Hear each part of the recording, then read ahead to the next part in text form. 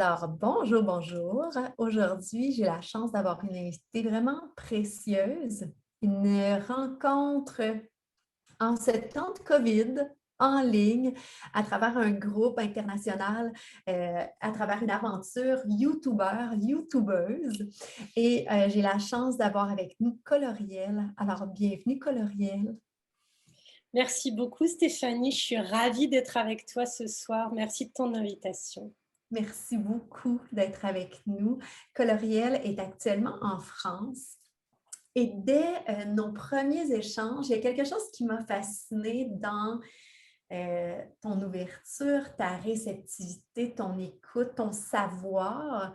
Et j'ai vraiment eu un oomph au cœur quand tu as mentionné que pour toi, le film Café Del Flore de Jean-Marc Vallée a été un élément littéralement déclencheur là, dans ton parcours de vie. Est-ce que tu pourrais nous en parler un peu, s'il te plaît?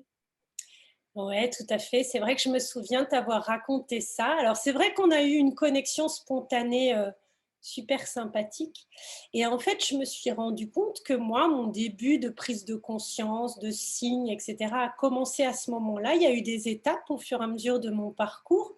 Et ce film, que j'ai vu il y a des années, ça devait être en 2012 à l'époque, il était peut-être sorti en 2011, quelque chose comme ça. Ça avait été un gros coup de cœur parce que ce film parlait de liens d'âme avec des âmes sœurs, des flammes jumelles et d'histoires un petit peu entremêlées d'un homme qui quitte sa femme pour en retrouver une autre. Et ce film m'avait beaucoup bouleversée parce qu'il était joué à la fois par des acteurs québécois et des acteurs et actrices françaises. Et ils avaient fait un parallèle avec une histoire dans les années 50 et une histoire contemporaine. Et ça m'avait bouleversée, j'avais beaucoup pleuré, j'avais été très émue pendant le film, mais je ne savais pas encore à l'époque pourquoi. Et puis, il y avait le fait qu'il soit DJ, qu'il y ait la musique des Pink Floyd, qu'il y ait plein de choses qui résonnaient beaucoup en moi. Et puis cet accent que j'adore plus que tout, qui est le vôtre quand même aussi. C'est un magnifique résumé, tu sais, pour nous remettre dans le bain Ah, d'effectivement ça m'a quel est ce donné film. envie Pour aux gens de le voir. exactement ce que j'allais dire. Exact, tu m'enlèves les mots de la bouche, c'est parfait. Et ça résume bien cette espèce de synergie qu'on a rapidement développée toutes les deux. J'aimerais aussi que tu nous expliques donc cet élément déclencheur qui est arrivé pour toi, mais également une série là, de ce que j'appelle l'effet domino, de défis, appelons-les ainsi, qui ont contribué vraiment à un éveil chez toi. Hein?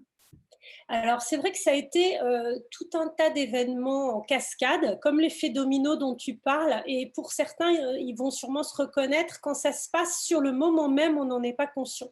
C'est bien après qu'on se dit oh, mais le premier domino de la pile de dominos, c'était celui-là. Et moi, c'était ce film.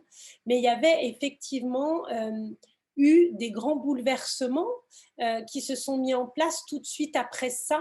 C'est vrai que j'avais, moi, une vie de famille très, très classique, avec un compagnon, j'avais des enfants, et puis on s'est séparés, ça s'est très mal passé. Donc il y a eu cette séparation qui est arrivée quelques années après le film, qui m'a bouleversée. J'ai eu à vider la maison où on habitait, à gérer mes enfants toute seule, enfin ça a été compliqué.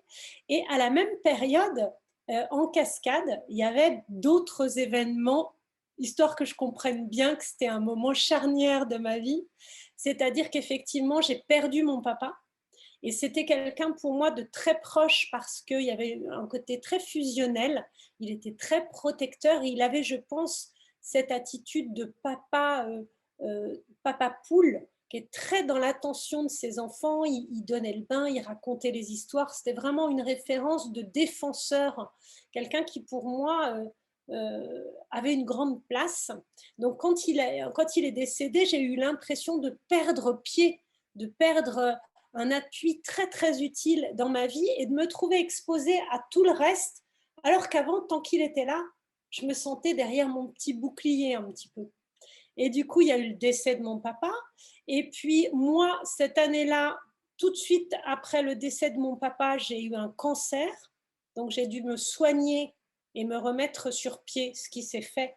Mais c'est le moment où tu te dis, ah oui, je peux peut-être disparaître demain. Donc il y a une vraie, comment dire, prise de conscience du côté éphémère de notre venue sur cette terre.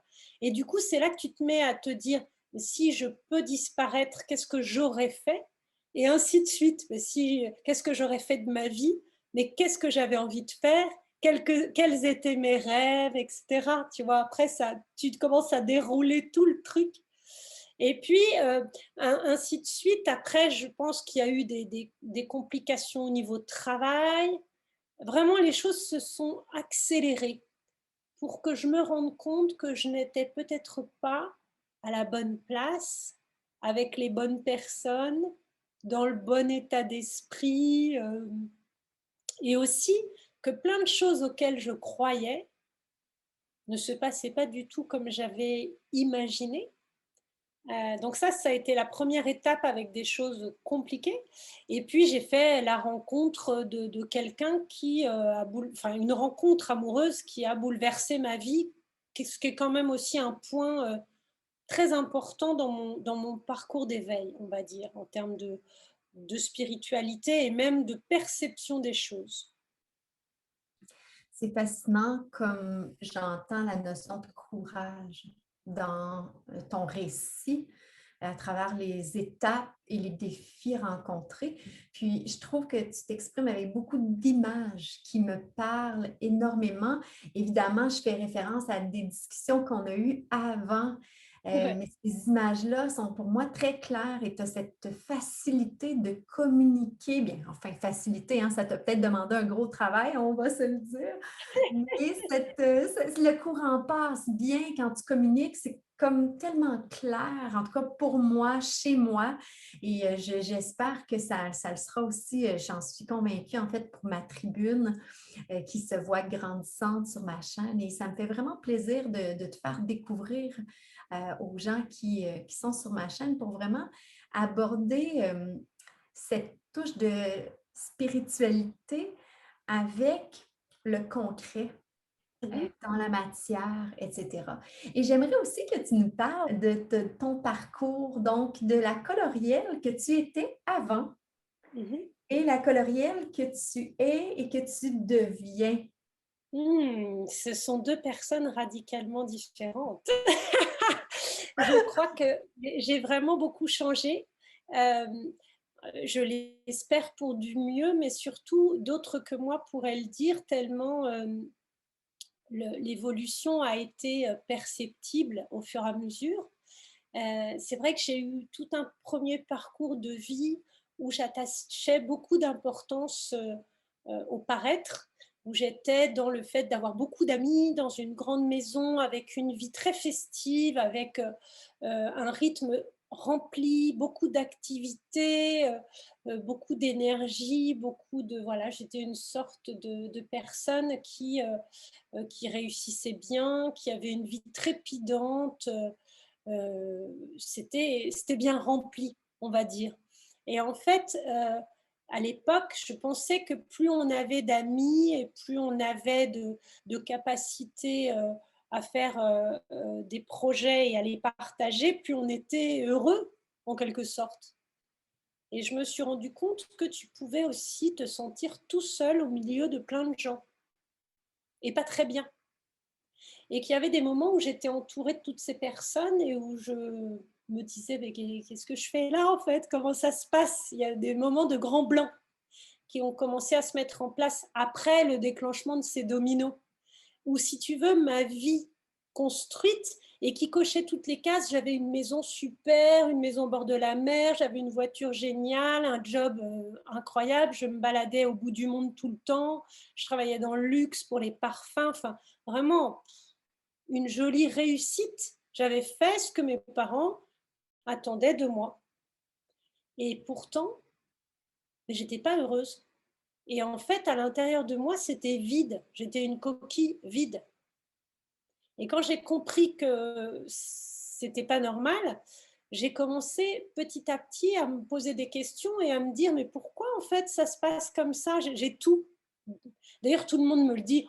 Oh là là, c'est formidable. Oh, quelle chance, vraiment, je faisais des envieux même presque.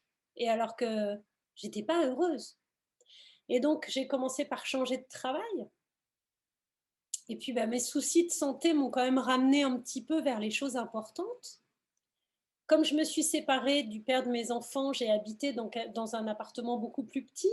J'ai réduit ma penderie, j'ai réduit ma quantité de chaussures. J'en avais énormément, j'en avais des magnifiques, mais en même temps, je les mettais jamais. Et surtout, quand j'ai déménagé, j'ai dû me séparer de plein de signes de mon passé. Alors, c'était des meubles immenses, des canapés immenses, mais finalement des choses très matérielles, quelque part. Et quand je me suis séparée, beaucoup de personnes se sont senties obligées de choisir entre le papa de mes enfants et moi. Et je me suis trouvée coupée de plein de personnes. Et au début, j'en étais très, très triste. Et puis, je me suis rendu compte que non seulement ça ne me manquait pas, mais que pour certains, ça me soulageait. Et ça, c'était horrible à découvrir, mais utile. Et donc, j'ai changé d'amis, j'ai changé de travail. Petit à petit, je me suis mise à créer mon propre business et puis à évoluer aussi, puisque plus dernièrement, je change complètement de secteur et je vais vers le bien-être et je suis thérapeute. Donc, très différent. Mais si on regarde la personne colorielle que j'étais à 20 ans, 30 ans ou même 40 et celle que je suis maintenant à 50, c'est époustouflant de différence. Incroyable. Et tu es vraiment une femme incroyable à découvrir aussi. Merci. Merci. Je crois Merci. qu'on est tous une personne incroyable, mais que le pire, c'est qu'on ne le sait même pas. Mhm. Comme on n'a pas trouvé notre propre connexion, on n'a pas nos clés, on n'écoute pas les bons conseils et on écoute la petite voix qui dit: «Oh bah t'es nul, ça va pas marcher». Mais non, cette voix-là, c'est pas la peine. Non, non, non, non. Non, non. En fait, là où on se dit on est tous potentiellement une personne incroyable avec un pouvoir de faire rayonner cette magnifique personne que l'on est dans notre essence profonde, eh ben oui, en fait. Sauf que, et si on prenait le risque de faire ça? Ce serait quand même génial, ça. Ce Oh, serait bien mieux que de se saboter et de faire le contraire de tout ce qui nous convient, finalement. C'est-à-dire de faire un boulot où c'est pas nous, ça nous ressemble pas, ou d'avoir une vie qui ne nous ressemble pas. Alors, peu importe, chacun triera en prenant ce qui lui correspond, mais en tout cas, plus on est décalé de nous-mêmes, et moins ça nous rend heureux. Et plus on est connecté à nous-mêmes, et plus on est rayonnant et lumineux. Et du coup, cet équilibre-là, il va commencer à se produire à partir des moments où tu as une grande joie, une grande gratitude. Et ben, les petits moments où ça se produit, c'est que là, tu es bien. Alors, ça dure quelques secondes et paf, tu rebascules vers une tyrannie de ton mental sur tout ce que tu n'es pas capable. Mais en même temps, il y a eu ce moment où, hop, c'était nickel. Ça n'a pas duré. Et puis, petit à petit, tu vas l'apprivoiser. Tu vas le reconnaître. Tu vas reconnaître les bonnes personnes. Et puis, le travail, quand tu le fais d'une certaine façon, c'est même plus un travail. C'est une réalisation de mission de vie, etc. Et tu vas planter des tas de petits cailloux, un peu comme le petit pousset qui met des petits cailloux pour que tu retrouves ton chemin, mais pas celui de, qui fait que tout le monde veut que tu deviennes ça, mais le chemin qui mène à la véritable personne que toi tu as choisi d'être, avec ton plein potentiel. Là c'est bon, là ça vibre bien. wow. Merci de nous inspirer avec vraiment ces images-là Avec qui sont plaisir, avec plaisir. fortes. Oh, j'adore. Alors, j'encourage tout le monde qui nous écoute à aller visiter la chaîne de Coloriel.